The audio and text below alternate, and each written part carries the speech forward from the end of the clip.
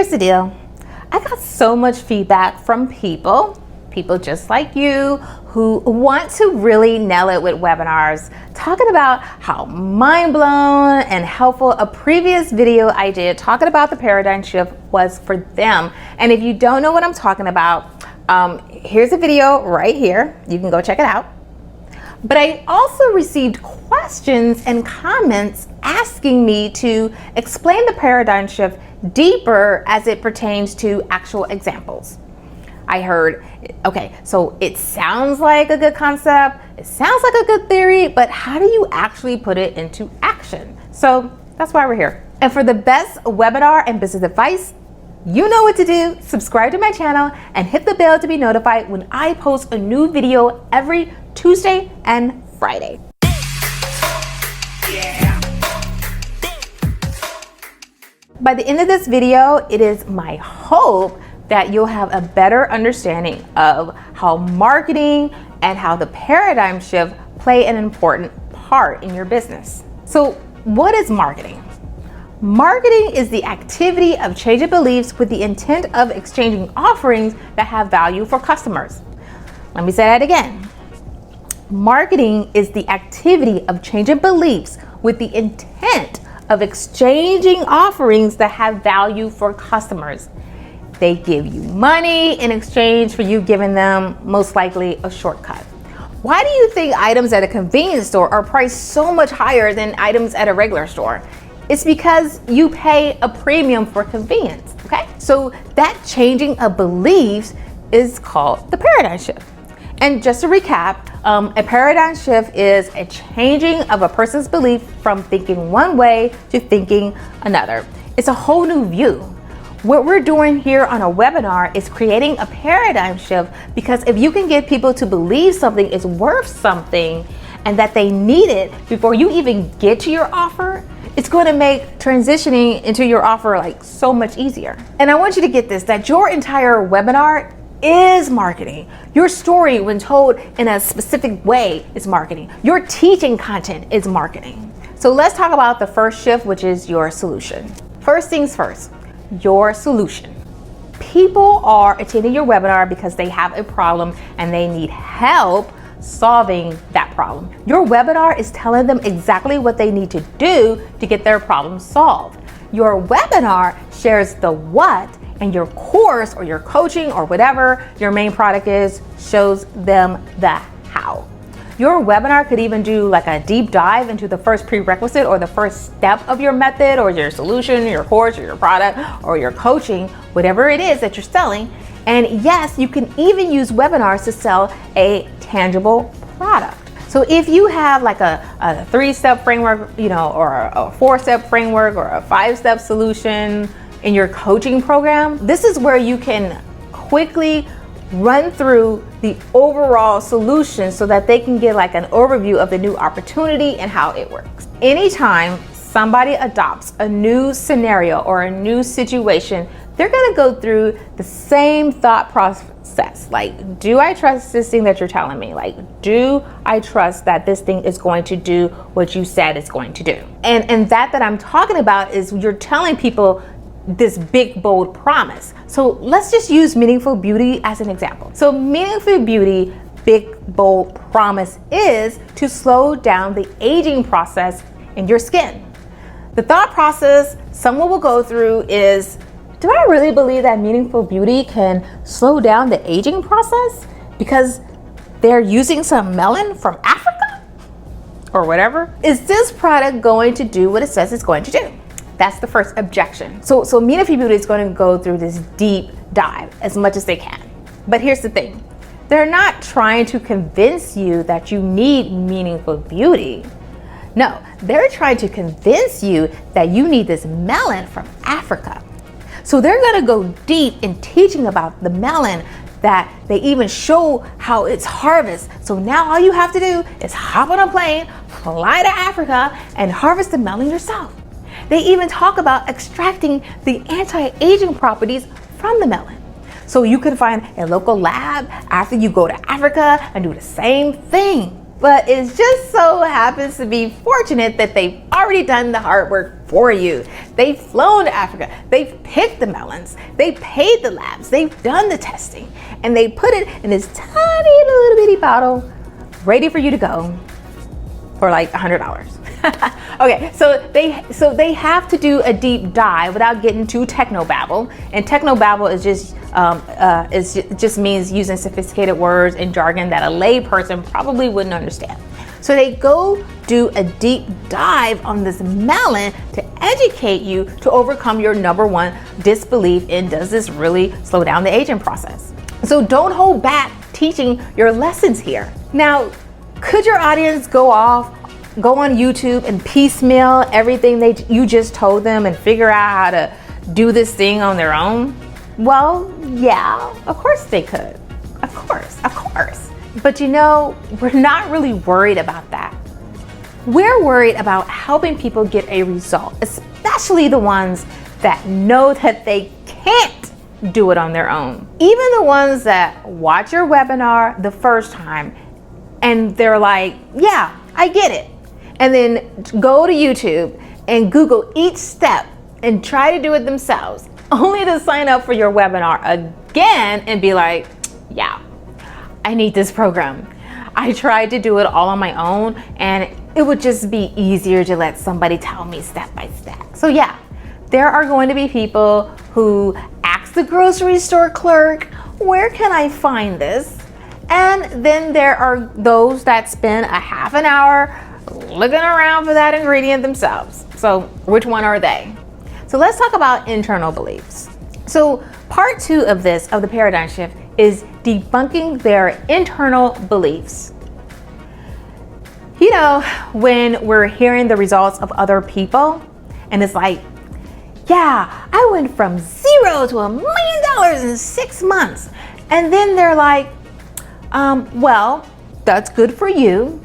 And that's good for your case study, and that's good for that person, but that doesn't necessarily mean it's going to work for me. You probably, and they probably have a background in this, and you probably don't have mindset issues, and you probably have support, and you probably, and all these things, all these excuses. Why? Yeah, that worked for you but I'm not sure that's going to work for me. So that's their internal belief. The second section of your webinar is where you're going to get into your people's most common internal belief and teach that as well. So what are their most common internal beliefs? So Meaningful Beauty. I don't see that many people in the infomercials with the same skin tone as me. So I don't know if it will work for me. I don't believe it's going to work for me because I'm different. Or I've tried other skin products before and it didn't work for me. So I believe it works. But just not for me. Again, I'm different. Or I don't have time to do all this. Or I don't know if I want to commit to this. And what if I don't like it? Why am I talking like this? I don't know. So anyway, all of these objections are going to come up that is just in their mind. So it's all these internal disbeliefs and excuses and objections that you need to make sure you help them overcome. So how would Meaningful Beauty teach this? Well, they have their 1 or 2 people of color talk about how they use it too, and it's so amazing. Oh my God, did I just really say that? Yeah, I did. Anyway, they'll talk about what makes them different from all other skincare products out there. And get this, you'll get to try it for 60 days, and if you don't like it, you can use it up and send back the empty bottles for a full refund, no questions asked. There's no risk whatsoever. I don't know, maybe I'm getting my infomercials mixed up. I don't know, but I think that's what they say. Step 3, we're talking about the external belief. Now, the third and the final piece of your content is their external disbelief. So what's an external belief? There's something beyond my control that will not allow me to pull this off. I just don't know if I have the resources available to me to pull it off. So it could be your people, they don't have the finances So if you have like a $5,000 coaching program that you're trying to offer them, an external belief or disbelief could be they can't afford it, or their hands are too small to play the piano or the guitar if you're offering like guitar lessons, or they don't have the right support, or their spouse would never allow them to spend so much money. So you also want to combat external beliefs during your teaching content. So Munich with Beauty, get this for people whose external disbelief is that they are vision impaired. They even have accessibility adjustments available. If their people's external belief is that they don't speak English, or English is not their first language, guess what? You can still order. You just change the language to your native tongue so that you fully understand what you're getting and committing to. Basically, Cindy's gonna get her money. And if that's their number one common objection, yes, you will do that here. If it's not, you can address price like a down payment or a deposit or a payment or a payment plan. Now, if their external objection is financial, you can add a payment plan when going over your offer. Can you see how teaching your content in this strategic way is going to hype them up for your offer before you even get to your offer? You're basically like, get away, objection, get away. I mean, think about it. They're on your webinar that is positioned to solve their problem.